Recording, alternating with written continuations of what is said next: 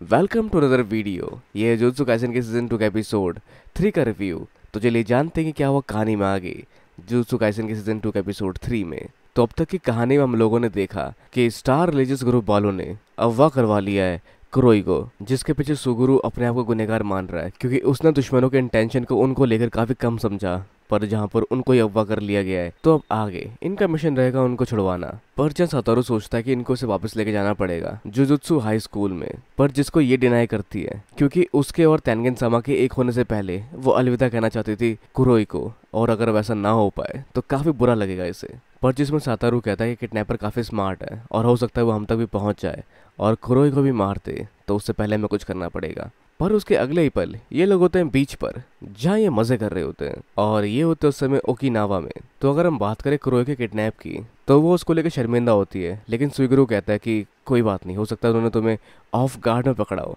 पर वो high alert पे थी उस समय, तो शायद जिसने पकड़ा वो काफ़ी शातिर होगा। पर आगे जहाँ पर बातें पहुँचते सातारू उनकी लोकेशन पे और सबको पीट पाट कर बचा लेता है कुरोई को। तो वैसे कुरोई को वो लोग ओकिनावा लेके आए हुए थे, जिस जगह ये लोग आए फ्लाइट से हर चीज़ को बारीकी से जांचते हुए ताकि कोई खतरा इनके साथ वहाँ ना हो। इवन फ्लाइट के बाहर एक बड़े से कर्ज को घुमाकर भी ये लोग वहाँ से आए। तो उन्होंने ओकिनावा क्यों चुना होगा? शायद ये दूर होगी उनकी जो हाई स्कूल से, और तेनगेन सामा के मिलन का समय वो और डिले कर सके ताकि ये मिशन ओवर हो जाए। पर अगर दूरी बनाना ही उनका काम होता तो वो ऐसी जगह चुनता जहाँ का ट्रांसपोर्ट बिल्कुल काम ना करता हो, जैसे किसी दूर दराज गाँव की लोकेशन जहाँ से आना जाना काफ़ी टाइम कंज्यूमिंग हो सकता था। तो क्या है उनका प्लान? क्या वो एयरपोर्ट को हथियाने वाले हैं? खैर अगर वो ऐसा भी करने वाले तो दिक्कत वाली बात नहीं है। उनके पास है बैकअप, जिसमें दिखते हैं 2 और सोर्सियर, जिसमें से एक होता है ननामी। अब खैर रिको के साथ गोजू काफी मजे कर रहा होता है यहाँ पर मजे करने के समय समाप्ति और इन्हें वापस जाना है अपने होटल में। तो क्या होगा यहाँ का माजरा, क्योंकि ओकिनावा में कम जोत्सु सोर्सर पाए जाते हैं टोक्यो के मुकाबले। तो इनके ध्यान में वो इनाम जो कि लगाया गया है रिको के सर पर, मतलब उसको मारने का इनाम, तो इन्हें बस उस मोमेंट को डिले करना है जब तक कि वो बाउंटी खत्म ना हो जाए, मतलब रिको के सर पे लगा हुआ इनाम का समय खत्म ना हो जाए। पर एक चिंता वाली बात होती है सातारू के साथ, जो होती है उसकी वो जोत्सु टेक्निक जो उसने इन लोगों की रक्षा करने के लिए इस्तेमाल की है। जैसा करते हुए वो सोया भी नहीं, और हो सकता है कि वो अगले दिन तक भी ना सोए। पर अकॉर्डिंग टू सातारू ये टेक्निक, जिसका नाम है 99 ईयर्स ऑफ मोमोतेत्सु, इतना ज़्यादा ट्रेनिंग नहीं है उसके लिए। पर अगर ऐसा होता भी है तो उसके साथ है सुगुरु, तो चिंता की कोई बात नहीं है। तो आगे अपने यहाँ का स्टे थोड़ा और बढ़ाकर गोजू और सुगुरु काफी तक एंजॉय करवाते हैं रिको को यहाँ के माहौल को। जैसा करते हुए अलग अलग जगह घूमते हैं, अलग अलग क्विजीन का मजा लेते हैं, और साथ में एक एक्वेरियम में भी विजिट करते हैं। तो ऐसे ही घूमते हुए हम बढ़ते प्रोटेक्शन डे 3 में, जहाँ ये पहुँचते हैं श्राइन के पास, और समय होता है दोपहर के 3 बजे। और मजे लेते हुए सातारू कहता है कि मैं दोबारा कभी किसी बेबी सिटिंग में नहीं फंसूंगा, और तभी पीछे से उसकी एक तलवार निकल के आर पार हो जाती है। पर जिस पर मुस्कुराते हुए सातारू पीछे मुड़कर उससे पूछता है क्या हम पहले मिल चुके हैं? पर जिस पे वो शख्स कहता है पता नहीं, मैं आदमियों का नाम याद रखने में काफी बुरा हूँ। और हम बढ़ते फ्लैशबैक में, जो उस समय की बात थी जब इसको पता चला था कि कोई गोजू क्लैन में पैदा हुआ है 6 आइज ऑन अ लार्क के साथ, जिसको ये चुपके चुपके देखने गया था। लेकिन सातारू जो कि उस 6 आई के साथ पैदा हुआ था, उसने नोटिस कर लिया था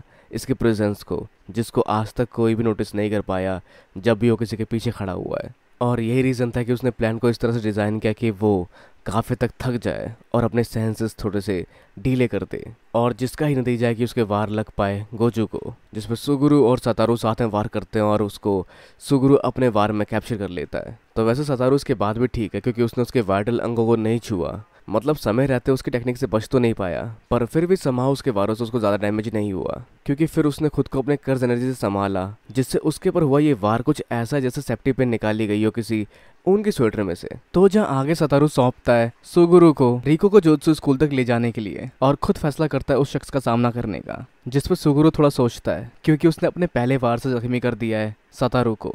पर बाकी दोनों लोगों को देखते हुए उनकी रक्षा करने के लिए वो इसकी बात मानकर आगे बढ़ता है, जिसके साथ ही हम आगे देख पाते हैं फुशिगिरो को उस वार को काट के बाहर निकलते हुए, जिसके साथ होती है एक तलवार और एक कर्ज स्प्रेड, जो बात करता है रिको के यहाँ से जाने की।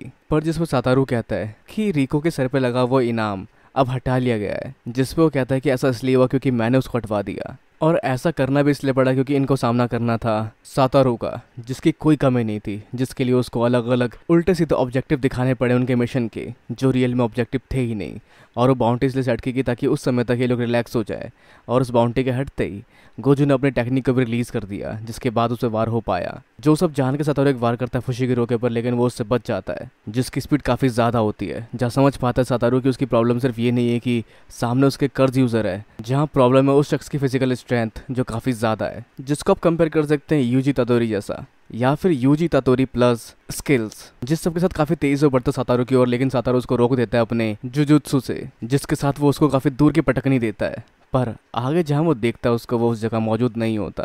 और अब साथ ही क्योंकि उसके पास कोई भी कर्ज एनर्जी नहीं है, तो उसकी चाल को समझ पाना मुश्किल है काफ़ी हद तक सातारू के लिए। तो वो बस अपने इंस्टिंक्ट पे भरोसा कर सकता है, और साथ ही उस कर्ज के ऊपर भी जो उसे गले से लिपटा हुआ था। तो जिसको देखते हुए एक तगड़े से वार को बनाता है सातारू, जिसका इस्तेमाल वो उसके ऊपर करने की सोचता है, जिसके साथ सामने आता है कर्ज टेक्निक एम्पलीफिकेशन। और जहाँ ये है उसका मैक्सिमम आउटपुट, जो उसकी टेक्निक का ब्लू वाला हिस्सा है, जिसको लॉन्च करते आसपास की सारी जगह उसमें ऑब्जर्व होने शुरू हो जाती है। और वो पूरी जगह जो कुछ समय पहले टेम्पल या श्राइन हुआ करती थी, एक बंजर जगह बन जाती है, जिसके साथ फुशिगिरो की वहाँ छुपने की कोई भी जगह बचती नहीं है। मतलब वो कहीं भी छुप नहीं सकता, या क्या वो कहीं पीछे वाले जंगलों में तो नहीं छुपा हुआ, जहाँ तभी पीछे से दिखती है बड़ी सी कर्ज की लहर, जिसमें से निकलते हैं बहुत सारे छोटे छोटे कर्ज, जिन सब के बीच में सातारू उसको नहीं ढूंढ सकता। तो वैसे ये सारे कर्ज क्या उसने छोटे से अपने कर्ज के अंदर से निकाला, जिसके अंदर ये सारे स्टोर हो सकते होंगे, तो जिससे इसके पास कोई भी ब्लाइंड स्पॉट नहीं छूटा। क्या ये कहीं पीछे तो नहीं रिको के, जहाँ वो दिखता नहीं यहाँ पर, जिस वजह से वो अपना शायद कर्ज रिलीज करके उसकी तरफ जाने की सोच रहा होगा, लेकिन तभी यहाँ पर पीछे से आता है वो, जो कि शायद यही कन्फ्यूजन चाहता था सातारू के दिमाग में। और ये कन्फ्यूजन सातारू को इस मोड़ तक ले गई जहाँ वो कुछ भी इस्तेमाल नहीं कर सकता, और उसकी ये 6 आई टेक्निक या फिर उसकी 6 आई जो है वो भी इसका सामना नहीं कर सकती, जहाँ ये कर्ज टूल उसके वारों को या फिर किसी भी कर्ज को काटते हुए आगे बढ़ सकता है। और जिस मोमेंट में अपना वो कर्ज टूल सातारू के गले से आर पार कर देता है और उसको स्लाइड करते हुए नीचे की तरफ लेकर उसको चीर फाड़ते हुए कई सारे वार करता है उसके पैरों पर, जिसको सातारू अपने वारों से काउंटर करने की कोशिश करता है, लेकिन उसके वार डाइवर्ट हो जाते हैं, जिसको बाद में वो गिराकर जमीन पे एक तेज वार से दबा देता है। तो उसका ये है कर्ज टूल, जिसके इस्तेमाल से किसी भी तरह का कर्ज टूल अपने आप रिलीज हो जाता है। पर ये सब काफी तक हमें सदमे में डाल देता है कि क्या हुआ आगे, कैसे बचा सातारू, क्योंकि फ्यूचर में तो वो जिंदा है, या ये कोई पैरेलल दुनिया तो नहीं। पर उस सबसे पहले हम बढ़ते हैं आगे सुगुरु की तरफ, जो लेके पहुंचता है रिको को तैनगिन सामा के पास। तो जहाँ वो अलविदा कहते हैं कुरोई को, और फिर वो आगे बढ़ते हैं तैनगिन सामा की टेरिटरी में और देखते हैं main hall of Tom's of the star, जिससे गुजरते हुए जब वो गेट के आगे बढ़ेगी तो उसे दिखेगा एक बड़ा सा पेड़, जिसके करीब जाने पे पहुंच जाएगी एक स्पेशल बैरियर के अंदर, जो बैरियर जोत्सु हाई के बैरियर से भी काफी अलग है, जिसके अंदर सिर्फ वही लोग एंटर कर सकते हैं जिन्हें इनवाइट किया गया हो। मतलब अगर ये आगे वहां बढ़ती है तो तैनगिन सामा इसको बचाएंगे किसी भी खतरे से, किसी भी बाहरी खतरे से, जब तक कि वो इसका हिस्सा ना बन जाए।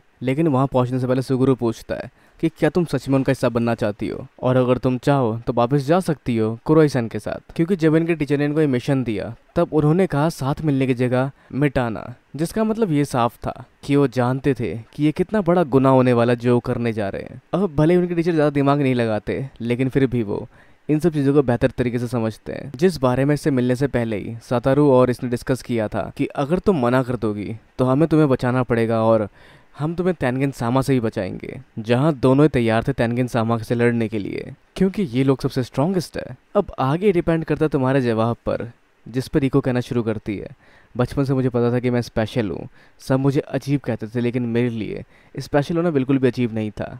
पर फिर भी मैं खतरों को काफ़ी हद तक अवॉइड करती हुई आई हूँ, जिसे अपने मॉम और डैड के मरने वाला दिन तो याद नहीं, पर इसे उसका दुख भी नहीं, क्योंकि जानती सब कुछ ठीक होने वाला है और सब कुछ काफ़ी तक बदल भी चुका है। और ये समझती है अगर इसे सबसे दूर ले जाया गया, जहाँ ये तैनगिन सामा के साथ एक हो गई, तो भी कुछ समय बाद उदास और अकेलापन छोड़ देगी।